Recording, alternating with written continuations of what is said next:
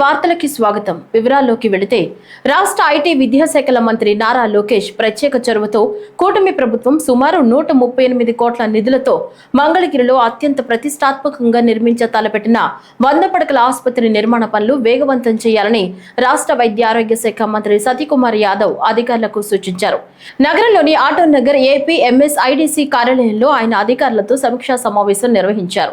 100 పడకల ఆసుపత్రి నిర్మాణ పనులు వేగవంతం చేసి రానున్న ఏడాది నాటికి రోగులకు వైద్య సేవలు అందించేలా అధికారులు తమ వంతు కృషి చేయాలని కోరారు.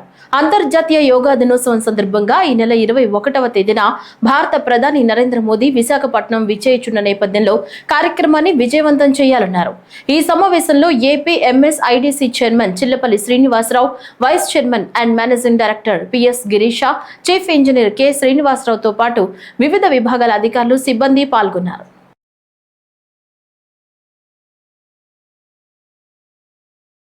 వ్యవసాయానికి సాంకేతికతను జోడిస్తే రైతులకు మేలు చేకూరుతుందని, వ్యవసాయ రంగంలో డ్రోన్ల వాడకం గేమ్ చేంజర్ గా మారనుందని కొత్తపేట ఎమ్మెల్యే బండారు సత్యానందరావు అన్నారు.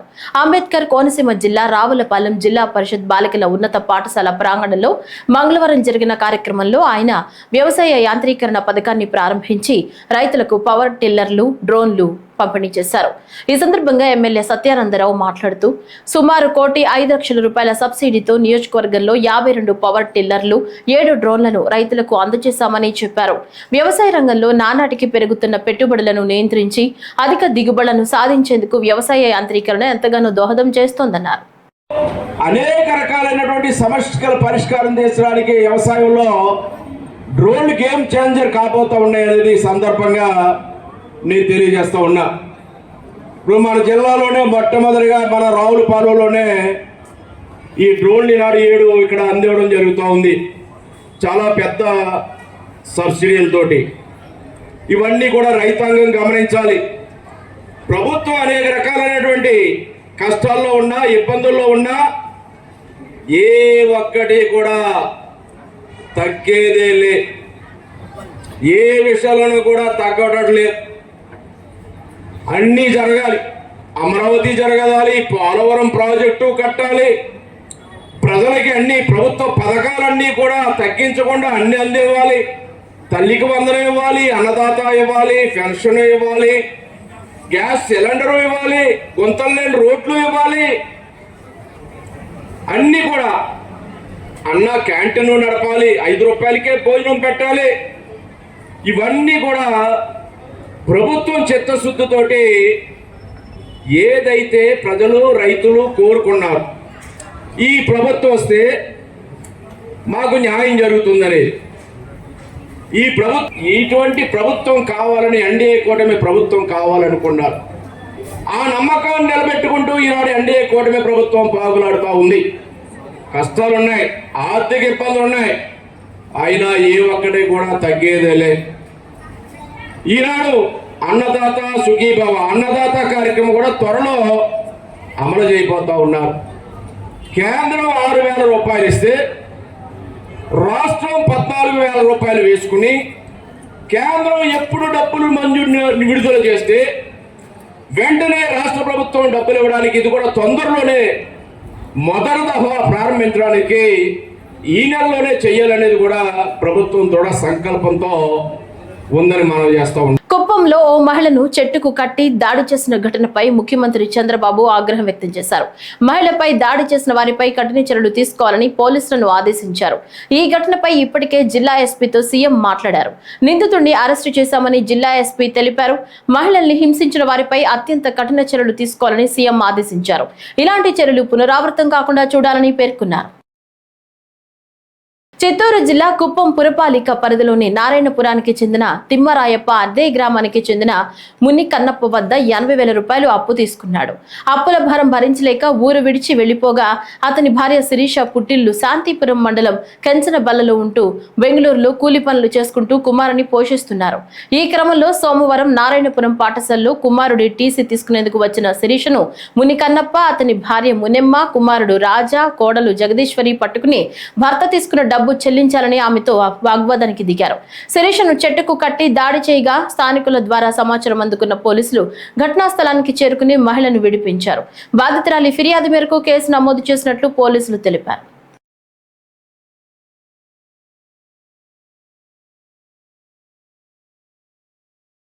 పోలీసుల వేధింపులు భరించలేకే నాగమల్లేశ్వరరావు ఆత్మహత్య చేసుకున్నారని, ఆయన కుటుంబానికి భరోసా ఇవ్వడానికి తమ అధినేత వైఎస్ జగన్మోహన్ రెడ్డి ఖచ్చితంగా వస్తారని వైఎస్ఆర్సీపీ నేతలు కుండబద్దలు కొట్టారు. వైఎస్ జగన్ రెంటపాళ్ల పర్యటన అనుమతి కోసం మంగళవారం నరసరావుపేటలో పల్నాడు జిల్లా ఎస్పీని కలిసిన అనంతరం వాళ్ళు మీడియాతో మాట్లాడారు. సంవత్సరం క్రితం తెలుగుదేశం ప్రభుత్వం ఏర్పడిన వెంటనే, చంద్రబాబు నాయుడు గారు ముఖ్యమంత్రి అయిన వెంటనే రెంటపాళ్ల గ్రామానికి సత్తెనపల్లి నియోజకవర్గంలో ఉప సర్పంచ్ అయిన నాగమల్లేశ్వరాన్ని పోలీసులు చిత్రహింసలు పెట్టి, మరుసటి రోజే కౌంటింగ్ అయిపోయిన మరుసటి రోజే చిత్రహింసలు పెట్టి, నీకేం పని వైఎస్ఆర్సీపీలో, నువ్వు కమ్మావైతే వైఎస్ఆర్లో ఎలా ఉంటావు అనరాని మాటలు అతన్ని అన్యాయంగా అతనికి ఆత్మక్షోభ చేపించారు. పాపం కుర్రవాడు ఎమోషనల్ కాబట్టి ఆత్మహత్య చేసుకున్నాడు. ఆ కుటుంబాన్ని పరామర్శించడానికి జగన్మోహన్ రెడ్డి గారు రేపు సత్తెనపల్లి నియోజకవర్గం రెంటపాళ్ల గ్రామానికి వస్తున్నారు. మరి ఎవరైనా సరే ఈ దేశంలో ఎక్కడికైనా పోవచ్చు, జగన్మోహన్ రెడ్డి గారు వస్తుంది వాళ్ళ కుటుంబాన్ని పరామర్శించడానికి, ఆ యువకుడికి సంతాపం తెలియ ఘనమైన నివాళులు అర్పించడానికి. దానికి అనేక ఆంక్షలు ఈ ప్రభుత్వం, పోలీసు వారు, ర్యాలీలు ఉండకూడదంట, మైకులు ఉండకూడదంట, ఎవరు పెట్టట్లేదే. ఎవరికి వాళ్ళు స్వచ్ఛందంగా వైఎస్ఆర్సీపీ నాయకులు, కార్యకర్తలు, జగన్మోహన్ రెడ్డి గారి అభిమానులు ఆయనతో పాటు అక్కడికి పోతారు. సరే, పోవడానికి బైకుల మీద రావచ్చు, కార్ల మీద రావచ్చు, ఆటోల మీద రావచ్చు. అలా కాకుండా వినూత్నంగా మొట్టమొదటిసారి ఆంధ్ర రాష్ట్రంలో అందరు టాక్సీ యజమానులకు ఫోన్ చేసి, మీరు కనుక ఎవరికన్నా బండ్లు ఇస్తే సీజ్ చేస్తాం, ఎక్కడన్నా సరే ఆటోలు నడిపితే ఆటోలని సీజ్ చేస్తామని భయభ్రాంతులు గురి చేస్తున్నారు. ఒకటే చెప్తున్నా, ఇది మంచి పద్ధతి కాదు. ఎవరు ఎక్కడికైనా పోవచ్చు, ఏదైనా మాట్లాడచ్చు. ఎవరం కూడా ఇక్కడ గొడవలు జరిగే పరిస్థితి ఎప్పుడు జగన్మోహన్ రెడ్డి గారు తీసుకురారు. దానికి ఉదాహరణమే మొన్న పోయిన వారం పొదిల్లో 40,000 మంది వచ్చారు పొగాకు రైతుల కొరకు. జగన్మోహన్ రెడ్డి గారు వెళ్తే ఒక్క వెహికల్ పెట్టకుండా. గుండ్లపాడు జంట హత్యలపై కూటమి ప్రభుత్వం దుష్ప్రచారం చేస్తోందని మాజీ మంత్రి విడుదల రజని మండిపడ్డారు. ఆమె మీడియా సమావేశంలో మాట్లాడుతూ, చంపిన వారు, చనిపోయిన వారు ఇద్దరు టీడీపీ నేతలే. ఇదే విషయాన్ని జిల్లా ఎస్పీ కూడా చెప్పారన్నారు. జూలకంటి అనుచరులు హత్యలు చేస్తే పిన్నెల్లిపై కేసులు పెడతారా అంటూ విడుదల రజని నిలదీశారు. రాజకీయ కక్షతో అక్రమంగా పిన్నెల్లి బ్రదర్స్ పై కేసు నమోదు చేశారని ఆమె ధ్వజమెత్తారు. మరి ఈ రోజున ఈ కూటమి వచ్చిన తర్వాత ఈ అరాచకాలు తట్టుకోలేక అందరూ కూడా రోడ్డెక్కి జగన్మోహన్ రెడ్డి గారు వస్తుంటే ఈ రోజు మద్దతు తెలుపుతున్నటువంటి పరిస్థితి మనం చూస్తా ఉన్నాం రాష్ట్రంలో. మరి ఇలాంటి పరిస్థితుల్లో ప్రజలు స్వచ్ఛందంగా న్యాచురల్ గా జగన్మోహన్ రెడ్డి గారు లాంటి ఒక మంచి చరిష్మా ఉన్నటువంటి నాయకుడు, జగన్మోహన్ రెడ్డి గారు అంటేనే జనం. మరి ఆయన వస్తున్నాడు అంటేనే ఎవరు ఏమి ఆర్గనైజ్ చేయాల్సినటువంటి అవసరం లేదు, ఎవరు ఏం చెప్పాల్సినటువంటి అవసరం లేదు. న్యాచురల్ గా జనం అనేది ఈజ్ అ క్రౌడ్ పుల్లర్. మరి వారు వస్తూ ఉండగా ఇంతమంది అంతమంది అని చెప్పి రోజు పోలీసులు రకరకాల ఆంక్షలు విధించి అట్లా చేయాలి, ప్రోగ్రామ్ 100 మందితోనే చేయాలి, ఇట్లా అని చెప్పి అనేక మాటలు చెప్పి ఈ ప్రోగ్రామ్ పట్ల ఒక అభద్రతని ప్రజల్లోకి పంపించి ప్రజల్ని కన్ఫ్యూజ్ చేసి దీన్ని ఒక రకంగా ఫెయిల్ చేయాలనేటువంటి ఒక ఉద్దేశంతో పోలీసులు వేస్తున్నటువంటి అడుగుల గురించి మనం చూస్తా ఉన్నాం. కాబట్టి మేమందరం కూడా ఈరోజు వచ్చి ఎస్పీ గారిని కలిసి ఏ విధంగా ప్రోగ్రామ్ కండక్ట్ చేయబోతున్నాం, అసలు ఏంటి ఈ ఒక ఇష్యూ ఈ కాజ్ మీద వస్తున్నారు. ఇదేదో వేడుక కాదు, ఇదేదో ఇంకొక ఇష్యూ మీద ఏదో ధర్నానో ఇంకోటి కాదు. కేవలం ఆ ఫ్యామిలీకి ఒక భరోసాని, ఆ ఫ్యామిలీ గోత్రు అవుతున్నటువంటి ఒక బాధకి భరోసానిస్తూ వారి ఇంటికి జగన్మోహన్ రెడ్డి గారు విచ్చేస్తున్నారు. దీనికి కూడా ఈ షెడ్యూల్ ఏంటి, అదేంటి, ఇదేంటి అని చెప్పి 100 కారణాలు చెప్పి కన్ఫ్యూజ్ చేస్తూ ఇబ్బందులకు గురి చేస్తా ఉన్నారు. మేము ఒక్కటే స్పష్టం చేస్తా ఉన్నాము, జగన్మోహన్ రెడ్డి గారు మీరు ఎన్ని ఆంక్షలు విధించినా, మీరు ఎన్ని ఆటంకాలు కలిగించినా రేపు ఆ కుటుంబాన్ని పరామర్శిస్తున్నారు, వారికి అండగా నిలబడిపోతున్నారు. రేపు రెంటపాలకు ఖచ్చితంగా వస్తున్నారు. రేపు ప్రోగ్రాం ఖాయమని చెప్పి మరొకసారి ఇక్కడ ఉన్నటువంటి జిల్లా ప్రజలకు మేము స్పష్టం చేస్తా ఉన్నాము. బెజవాడ బార్ అసోసియేషన్ న్యాయవాది జట్టి ప్రణీత్ కుమార్ పై దుండగులు అత్యంత కిరాతకంగా దాడి చేయడాన్ని ఖండిస్తూ మంగళవారం నాడు Jaggayyapeta bar association president Annepaga Sundararao ఆధ్వర్యంలో న్యాయవాదులు విధులు బహిష్కరించి నిరసన కార్యక్రమం చేపట్టారు. ఈ సందర్భంగా న్యాయవాదులు మాట్లాడుతూ న్యాయవాదుల రక్షణ చట్టం అమలును విజ్ఞప్తి చేశారు. ఈ కార్యక్రమంలో Annepaga Sundararao, EV Jagannatharao, Y Dhanunjayudu, Rayupudi Srinivasarao, Pasupuleti Satya Srinivasarao, M Krishnaiah, G Srinivasa Srinivas Goud, Dasari Nageswararao, Ganta Krishnaraju, M Anjaneyulu, Ankammaraju, Pula Nagaraju, Aleti Kishore, Bhikshamaiah, Desing రాజు, రాజశేఖర్, రవి తదితరులు పాల్గొన్నారు. విజయవాడలో మా న్యాయవాదిని దుండగులు అమానుషంగా న్యాయ ధర్మాన్ని పరీక్షించే పాత్రలో ఉన్నటువంటి మా న్యాయవాదిని దుండగులు పడతా ఉంటే కనీసం పోలీసు వారు ప్రేక్షక పాత్ర పోషించి మాకు రక్షణ కల్పించలేదు.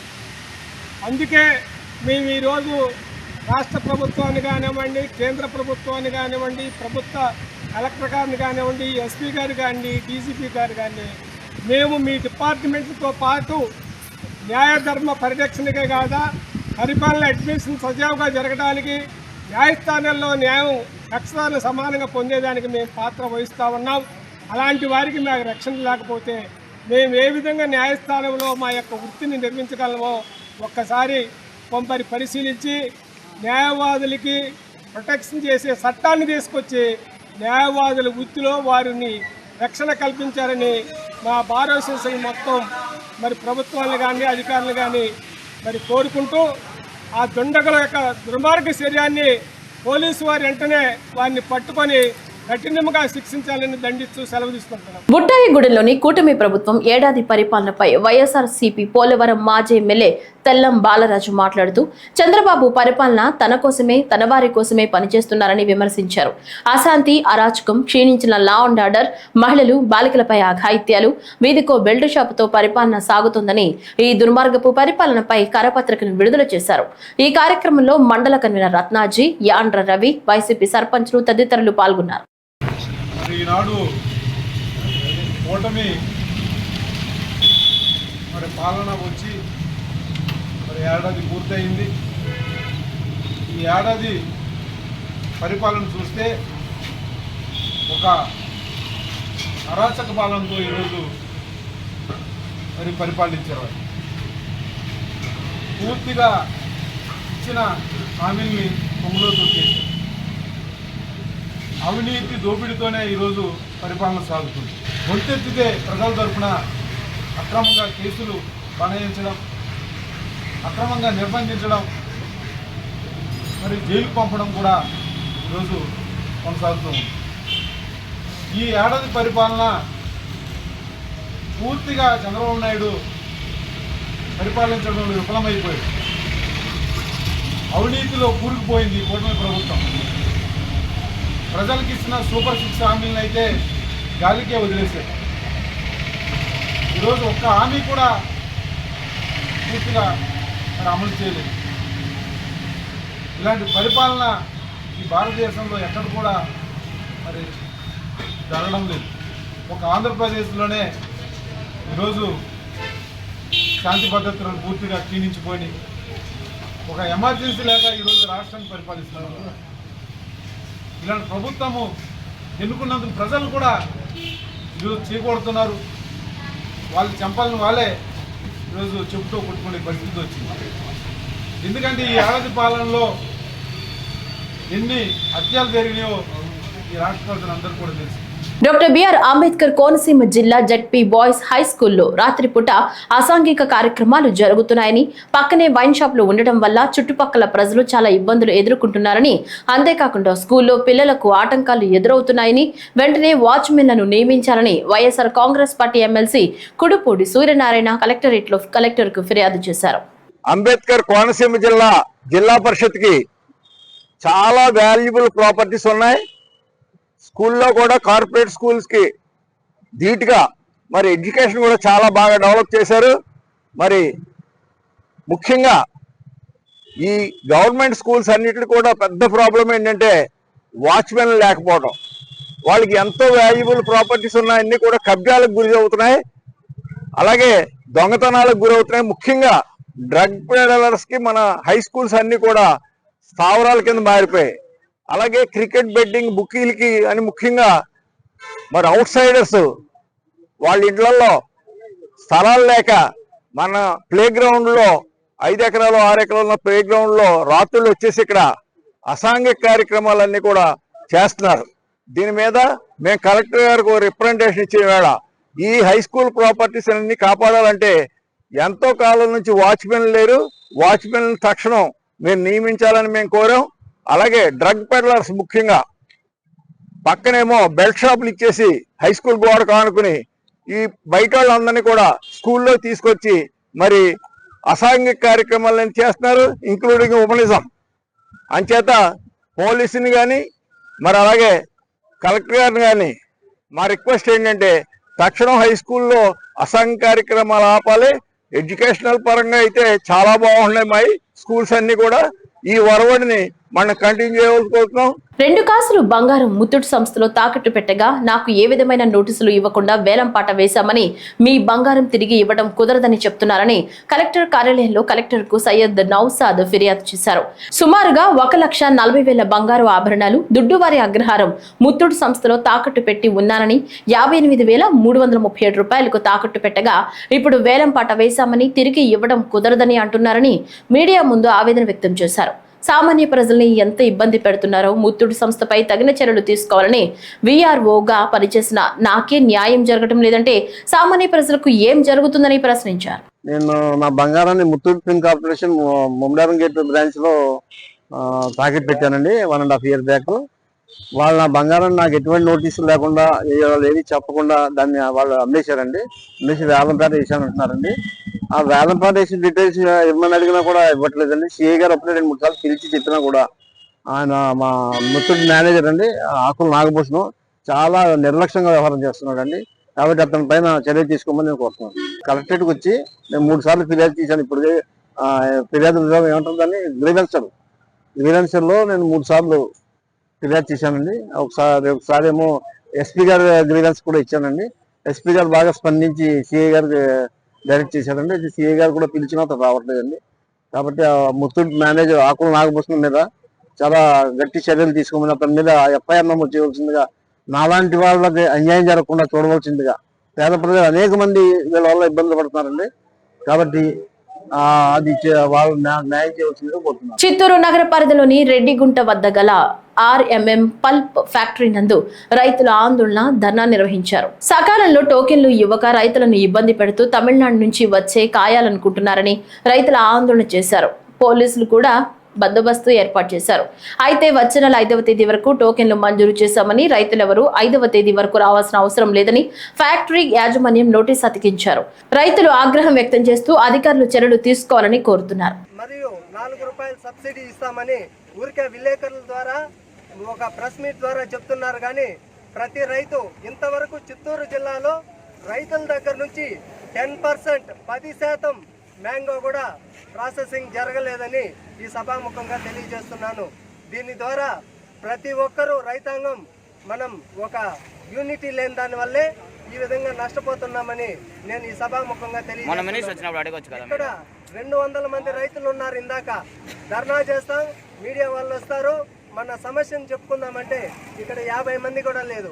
ఇక్కడ మనం చూస్తున్నాము అక్కడ తమిళనాడు బండ్లు, తమిళనాడు వెహికల్స్ అవి డంపింగ్ చేసుకోవడానికి లోపల ఫ్యాక్టరీలో ప్లేస్ ఉంది, పల్పుకు జాగా ఉంది. మనం చిత్తూరు జిల్లా సొంత రాష్ట్రంలో ఉండి సొంత ఫ్యాక్టరీలో మన మ్యాంగోను అమ్ముకోలేకపోతున్నాము. దీని ద్వారా రైతాంగం మరియు అధికారులు మరియు రాజకీయ నాయకులు దీనిపైన తగు చర్యలు తీసుకొని మనకు న్యాయం చేయాలని సదరు మంత్రులను మరియు ఎమ్మెల్యేని ఈ మీడియా ముఖంగా మేము కోరి ప్రార్థిస్తున్నాము. టోకన్స్ ఇవ్వడానికి కూడా ఖర్చు ఎక్కువైంది. ఈరోజు రేపు టోకన్స్ ఇస్తూ చాలా వాళ్ళు కొట్టుకొని బీపీ షుగర్ పేషెంట్లు కూడా తీసుకోలేక ఎంతోమంది వెనక్కి తిరిగిపోయిన సంఘటన అనేది మనం చూస్తున్నాము. ఈరోజు అయితే మామిడి పంట ఏదైతే బాగా పక్వానికి వచ్చినాక అట్లే చేయండి మొత్తం పోతా ఉంది. ఎవరు కానీ పెస్టిసైడ్లు కొట్టడానికి కానీ 5 సార్లు పెస్టిసైడ్లు కొట్టడానికి 5 లక్షల రూపాయలు దాకా అవుతుంది. ఎందుకనగా దాన్ని క్లీన్ చేసే కొందికి మాకు 6-7 లక్షలు అయ్యి ఇటువంటి పంట పెంచుకొని తోతాపురి మామిడికాయలు పలుపు కోసము ఎక్కడ ఉన్న కంటైనర్లతో మామిడికాయలకి వాళ్ళకు ఇంపార్టెన్స్ ఇస్తారు. కానీ లోకల్ ఫార్మర్కి ఎవరు కూడా ఇంపార్టెన్స్ ఇయ్యరు. వాళ్ళు సూసైడ్ చేసుకొని ఇంట్రెస్ట్ ఎక్కువైపోతుంది, వడ్డీలు తెచ్చి పెట్టుకొని ఇదే చెప్తున్నా. యూనిఫామ్లో కాకుండా ఒక రైతుగానే మాట్లాడుతున్నా. ఈరోజు మాకు కూడా 5 లక్షలు అయ్యింది, పెట్టుబడి కూడా రాక మొత్తం పంట వెళ్ళకపోయినట్లు మొత్తం మా చేనులోనే పడిపోయింది 2-3 లోట్లు దాకా. మేము కలెక్టర్ గారిని విజ్ఞప్తి చేస్తున్నాం, వచ్చిన వాళ్ళకి రిక్వెస్ట్ చేస్తున్నాం, మమ్మల్ని ఆదుకోవాలా, ఫార్మర్స్ని ఆదుకోవాలని డిమాండ్ చేస్తున్నాము. మమ్మల్ని వేరే ఏమి కోరట్లేదు. మాకు గిట్టుబడి ధర ప్రకటించి మా డాక్టర్లు ఇచ్చిన కాయలు తీసేసుకుంటే మేము చాలా హ్యాపీగా ఫీల్ అవుతాం. పంట మొదటి నుంచి పెట్టుబడి పెట్టడమే కాకుండా పంట చేతికి వచ్చిన తర్వాత కూడా పెట్టుబడి పెట్టి డబ్బులు 3 నెలలకు 6 నెలల కాలానికి ఇస్తామంటున్నారు. పంట పెట్టడమే గొప్ప అంటే రైతుల దగ్గర వచ్చి ప్రతి ఫ్యాక్టరీ దగ్గర క్యూలు కట్టాలి. అందులోనూ నైటు పగులు అనకుండా ఇంట్లో సింగిల్ మెంబర్స్ ఉంటారు, వాళ్ళు ఎలా తీసుకుంటారు టోకన్లో? అంతా ఇబ్బందే కదా ప్రజలకి. ఇంత అన్యాయంగా ఎందుకు చేస్తున్నారు? ప్రజలను ఎందుకు ఇలా హింసిస్తున్నారు? సింగిల్ మెంబర్ అయితే ఎలా తీసుకోవాలి? చిత్తూరు జిల్లాలో కలెక్టర్ కార్యాలయం వద్ద అంగన్వాడీ కార్యకర్తలు ధర్నా నిర్వహించారు. ఈ సందర్భంగా మాట్లాడుతూ తమ న్యాయమైన కోరికలను డిమాండ్లను తీర్చాలని కోరుతూ కలెక్టర్ కార్యాలయం వద్ద ధర్నా నిర్వహించారు. ఈ సందర్భంగా వారి ప్రధాన డిమాండ్లు అంగన్వాడీ కార్యకర్తలు ప్రభుత్వ ఉద్యోగులుగా గుర్తించి జీవో ఇచ్చి ప్రభుత్వ పథకాలు ఏది అమలు కాకుండా చేస్తున్నారని ఆవేదన వ్యక్తం చేశారు.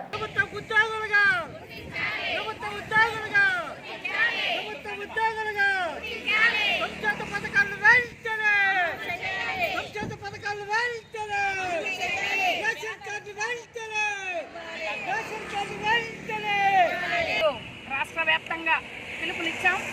మాకు సంక్షేమ పథకాలు అమలు చేయాలి. అదేవిధంగా అంగన్వాడీ ఉద్యోగులను ప్రభుత్వ ఉద్యోగులుగా గుర్తించాలి. మినీ వర్కర్ని మెయిన్ వర్కర్లుగా గుర్తించాలని 3 జీవోలు జారీ చేశారు. ఏమని? గతంలోనే ప్రజాసాధికార సర్వేలో మేము గవర్నమెంట్ ఉద్యోగులుగా మీరు గుర్తించినప్పుడు మాకెందుకు ఈఎస్ఐ బిఎఫ్ సౌకర్యాలు కల్పించడం లేదన్నప్పుడు ఈరోజు మాకెందుకు సంక్షేమ పథకాలు అమలు చేయడం లేదని మేము అడుగుతా ఉన్నాం. ఈరోజు మీరు కానీ జీవో ఇచ్చేశారు. ఏమని? మీరు సంక్షేమ పథకాలకు అర్హులని. ఈరోజు దాన్ని అమలు చేస్తున్నారా? జీవోల్ని కొంగులో తొక్కినట్టే కదా. మీరు ఇచ్చిన జీవోలు మీకే పనిచేయలేదంటే ఇంకెవరికి పనిచేస్తుంది? కాబట్టి ప్రభుత్వం గుర్తించాలి. మా అంగన్వాడీ వర్కర్లు ప్రభుత్వ ఉద్యోగులుగా గుర్తించాలి. సంక్షేమ పథకాలన్నీ అమలు చేయాలి. ఒంటరి మహిళలు ఉన్నారు, విడోలు ఉన్నారు, అదేవిధంగా ఫిజికల్ హ్యాండిక్యాప్ వాళ్ళు ఉన్నారు. మీరు ఇచ్చే 11,000 రూపాయలు జీతం తీసుకొని మేమేం చేయాలి? హెల్పర్లు ఉన్నారు, గ్యాస్ బిల్లులు పడడం లేదు.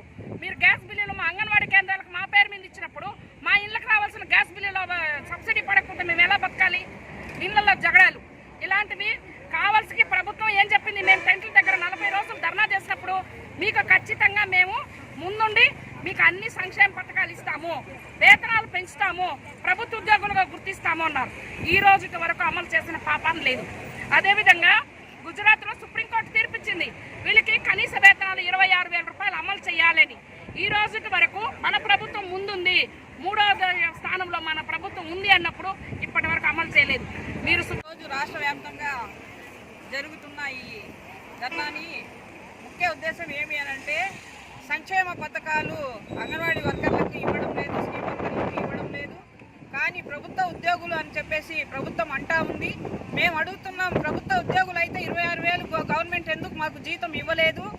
ఎందుకు ఇవ్వలేదో కూడా తెలియజేయాలి. సుప్రీంకోర్టు తీర్పు ఇచ్చి కొన్ని ఏళ్ళు అవుతా ఉంది, కానీ దాన్ని పట్టించుకోకుండా ఊరికే ప్రభుత్వ ఉద్యోగులు అని చెప్పేసి సచివాలయాల్లో 12,000 ఇస్తా ఉన్నాం అంగన్వాడీ వాళ్ళకని నోటీసులు అతికించుకుంటా ఉన్నారు. అది వాస్తవమా కాదా అనేది ప్రభుత్వం ఒకసారి గుర్తించాలి. అదేవిధంగా తల్లికి వందనం అంగన్వాడీ వర్కర్లకి ఏ పిల్లలు ఉన్నా కూడా అంగన్వాడీ వర్కర్లు మీరు ప్రభుత్వ ఉద్యోగులు అనేసి తల్లికి వందనం డబ్బులు పిల్లలకు పడడం లేదు. అదేవిధంగా విడోసు వికలాంగులు అందరూ ఉన్నారు అంగన్వాడీలో, కానీ ఒక్కరికి కూడా పెన్షన్ రావడం లేదు. మొన్న మాత్రం డైరెక్టర్ గారు ఏమన్నారు? వాయిస్ మెసేజ్ పెట్టారు, మీకు అందరికీ ప్రభుత్వ పథకాలు వర్తిస్తుందని వాయిస్ మెసేజ్ పెట్టారు. ఎక్కడ అమలు అవుతా ఉన్నాయి? కాబట్టి మేము ఈరోజు రాష్ట్ర వ్యాప్తంగా ప్రభుత్వ పథకాలు మాకు రావాలి. అదేవిధంగా మినీ అంగన్వాడీ వర్కర్లకు మెయిన్ చేస్తామని చెప్పేసి పోరాటాలు ఎన్ని చేస్తా ఉన్నా కూడా అద్దో అని చెప్పేసి చెప్తా ఉన్నారు. ఆ జీవో వెంటనే విడుదల చేయాలి. అంతర్జాతీయ యోగా డే ఉత్సవాలు 2025లో భాగంగా పీఎం మోడీ ఫిట్నెస్ మంత్ర అవగాహన సదస్సు గుడివాడ ప్రభుత్వ హోమియో హాస్పిటల్ నందు యోగా శక్తి సాధనా సమితి వ్యవస్థాపక చైర్మన్ డాక్టర్ మాకాల సత్యనారాయణ నిర్వహించారు. ప్రపంచవ్యాప్తంగా రోగాలు, రుగ్మతలు, అర్ధాంతర చావులు, క్యాన్సర్లు, సర్జరీలు మరియు అవయవ మార్పిడి బాగా భారీగా పెరిగినాయి అని, దానికి అతిపెద్ద కారణం భారత సనాతన ఆరోగ్య విధానం యోగాకు ఆలస్యపు WHO గుర్తింపు కారణమన్నారు. మోడీ ప్రధాని అయ్యే వరకు ఎవరూ పట్టించుకోలేదని, దీంతో యోగా అందుబాటులోకి రాక తెలియక ఆరోగ్య విపత్తు ఏర్పడిందన్నారు.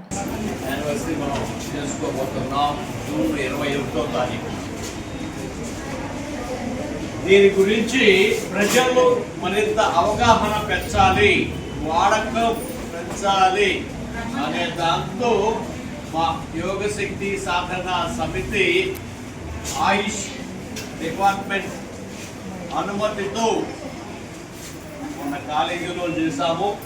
ఇవాళ హాస్పిటల్, ఆయుర్వేదం కాలేజీ, ఆయుర్వేద హాస్పిటల్, అలాగే కాలేజీల్లో రకరకాల ప్లేసుల్లో ఈ కార్యక్రమం గురించి చెప్తూ ముఖ్యంగా ఏంటంటే మోడీ ఫిట్నెస్ మంత్ర గురించి అలవాటు చేయాలి అని చెప్పి వచ్చాం.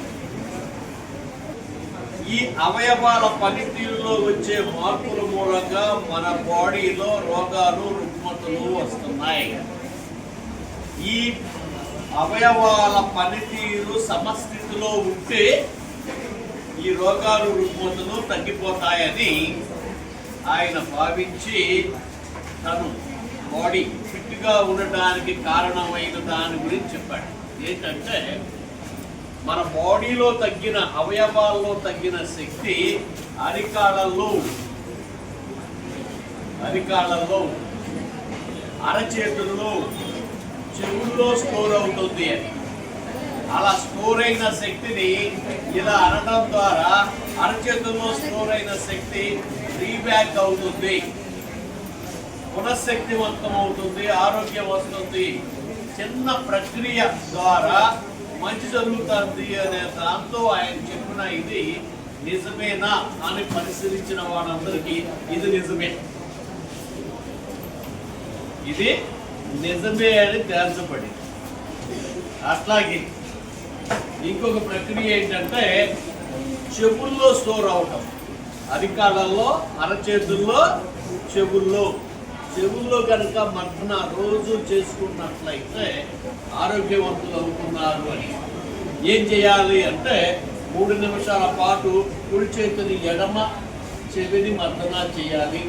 3 నిమిషాల పాటు ఎడమ చేతితో కుడి చెవిని మర్దన చేయాలి. ఇంకో 3 నిమిషాలు ఇలా ఏ చెవి ఆ చేతితో మర్దన చేయటం మూలంగా ఏం చెప్పాను 2 డాక్టర్ అంబేద్కర్ కోనసీమ జిల్లా మండల కేంద్రం కపిలేశ్వరపురం ఏటి గట్టుపై వెళ్లే ఇసుక వాహనాలను స్థానిక గ్రామస్తులు అడ్డుకున్నారు. అయితే గత కొద్ది రోజులుగా ఏటి గట్టు మొత్తం శిథిలావస్థలో చేరడంతో పాటు తడి ఇసుకను లారీల ద్వారా తరలించడంతో ఆ నీళ్లు ఏటి గట్టు వెంబడి పొల్లి బురదమయంగా మారడంతో అటు ప్రయాణికులు ఇటు గ్రామస్తులు అసహనం చెంది ఏటి గట్టుపై వెళ్లే వాహనాలు అడ్డుకున్నారు.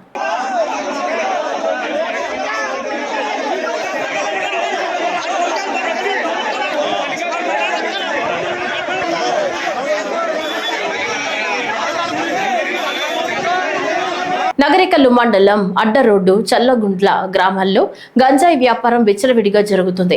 దీనివల్ల అనేక మంది చిన్నపిల్లలు గంజాయి మత్తుకు అలవాటు పడి జీవితాలను నాశనం చేసుకుంటున్నారు. నగరికల్లు అడ్డరోడ్లో గొడవ అవడంతో ఈ విషయం వెలుగులోకి వచ్చింది. గంజాయి అమ్మకందారులు 5గురు కలిసి 16 సంవత్సరాల కుర్రోడిపై కర్రలతో విచక్షణ రహితంగా రక్తం వచ్చేలా కొట్టారు. అమ్మేవారు మేము అమ్ముతామని వీడియోలో చెప్పడం ఆశ్చర్యం. ఇకపైన ఇలాంటి గంజాయి విక్రయదారులను అరికట్టి పిల్లల భవిష్యత్ కాపాడాలని పిల్లల తల్లిదండ్రులు పరిసర ప్రాంత ప్రజలు కోరుతున్నారు. ప్రభుత్వం, పోలీసు వారు వెంటనే స్పందించి చర్యలు తీసుకోవాలని ప్రజలు కోరుతున్నారు.